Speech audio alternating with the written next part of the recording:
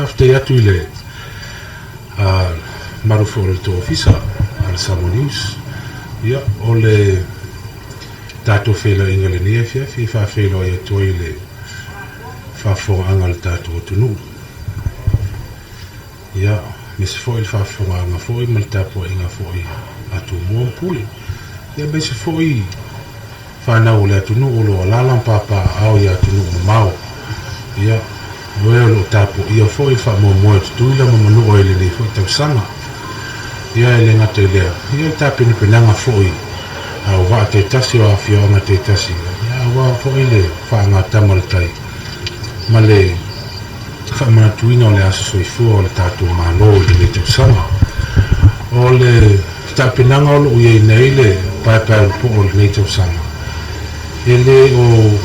tele se senga mal tau sanga o mai ma ele o ifo ni me tia fo o fa maina ia tal tonu fo o lo fa pena mo fo tele o va mo ta pena le tu unga le ni fo to sanga ua se fulu nei o vai aso sa valia se fu menta se vai aso tanu na ma ta pena ma tal tonu fo I ua ma wale manosi ma fai o na matu tawa vena I le sawa le sao le matunu mai le fitu mai la o lo whaatatia nei le komiti ma petai o mai le soe le o taoto le leia le whinangalo le komiti po o whia tonu amata le fitu unga le netau sama ia o le alavala o lo tapena I pera le se mato o vai lalo taitainga le kapteni le whionga ia o toi whiau Leonard Sanoma ia me se foi manu tapa au ia me se foi le tu telefone la wisalua oe o lo auto va me so sani fa mo mo matu nu o le te sanga ma o le tu langa no lo to nei le matu tapa langa le te sanga e lo telefone se lo ese swinga tele me te sanga vai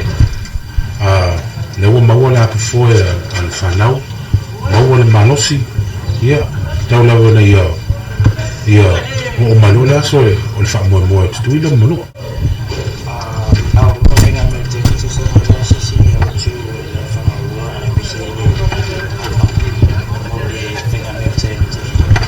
ia ole la file tal tono fa pena mo fitali o au va te tas sini la vola mai o le mo e tono la fianga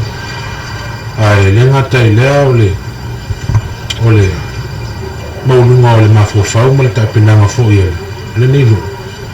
ia pe ole man lautila e olo ia I foi fa nga mel tai le tau sanga ma le tau sanga ia maua le fa na o le afia anga ma le afia anga le no fefa